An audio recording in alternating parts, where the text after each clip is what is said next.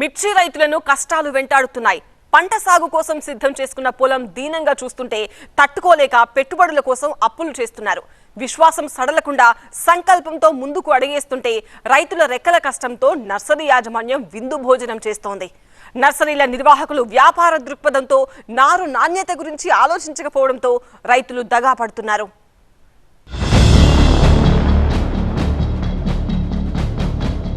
మిర్చి సాగు ఎంతో వ్యయ ప్రయాసలతో కూడుకుంది. ఎక్కడ ఏ పొరపాటు జరిగినా రైతు కోలుకోని విధంగా దెబ్బతింటాడు. ఇతర వాణిజ్య పంటలతో పోలిస్తే నష్టం తీవ్రత ఎక్కువగా ఉంటుంది.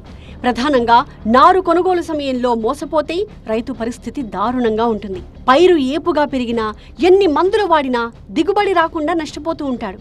ఖమ్మం, భద్రాద్రి జిల్లాల్లో పుట్టగొడుగుల్లా పుట్టుకొచ్చిన ప్రైవేట్ నర్సరీల్లో నారు నాణ్యంగా లేక రైతులు దెబ్బతిన్న సందర్భాలు గతంలో చాలా ఉన్నాయి. రాష్ట్రంలో గానీ ఖమ్మం జిల్లాలో గానీ మిర్చి విత్తనాలు అనేది నకిలీగా చాలా మంది నర్సరీలు పెంచి చాలా రైతులను మాత్రం మోసం చేస్తున్నారు గత సంవత్సరం.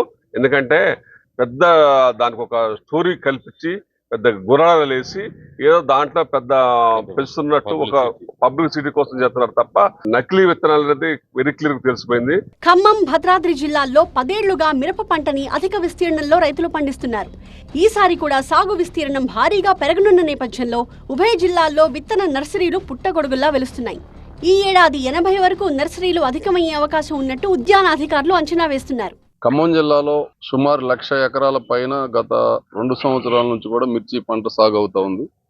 రైతులు నారుమళ్ళు పెంచుకుంటే తెగుళ్ళు వస్తున్నాయి, రకరకాల ఇబ్బందులు వస్తున్నాయి, నీళ్లు కూడా సకాలంలో అందుబాటులో ఉండవు నారుమళ్ళకి అని చెప్పి నర్సరీల మీద ఆధారపడతా ఉన్నారు. ఈ నర్సరీ మాత్రం పుట్టగొడుగులాగా ఒక్కొక్క గ్రామం పరిధిలోనే 2-3 రోడ్ల అన్నీ కూడా టెంట్లు వేసి గుడారాలు వేసి నారు పెంచే ప్రయత్నం అనేది చేయడం జరుగుతుంది. వీటికి వ్యవసాయ శాఖ పర్మిషన్ ఉందా లేదా కూడా తెలియట్లేదు.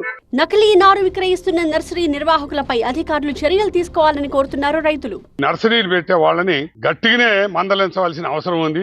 ఈ అధికారులు కూడా పోవాలంటే ఏందిలే పోయేది, వాళ్ళు ఎంత కొంత మామూలు మనకి ఎత్తారులే అనే విధంగా నర్సరీలకి అధికారులు ఉన్నారు.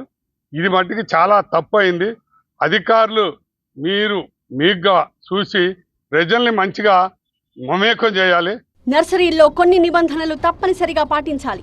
నర్సరీదారులు విత్తనాలు ఎక్కడి నుంచి సేకరించారు, బిల్లు వివరాలు, లాట్ నంబర్, బ్యాచ్ నంబర్, విత్తనం ఉత్పత్తి తేదీ, గడువు తేదీ, విత్తిన తేదీ, నారు మొక్కలు అమ్మిన తేదీ తదితర వివరాలన్నీ విధిగా నమోదు చేయాలి.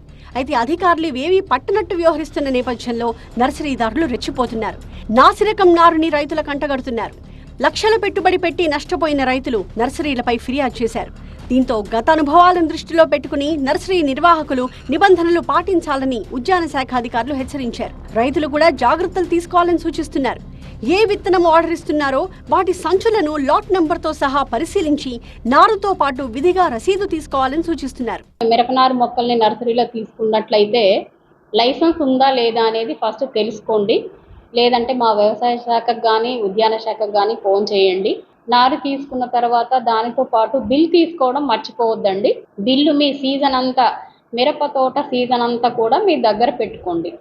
ఎట్లాంటి సమస్యలు వచ్చినప్పటికీ మా వ్యవసాయ శాఖకు సమాచారం అందించండి. మొత్తంగా నర్సరీ పెట్టు కాసులు పట్టు అన్నట్టు తయారైన పరిస్థితిపై అధికారులు దృష్టి సారించి రైతులకు భరోసా కల్పించాల్సిన అవసరం ఉంది.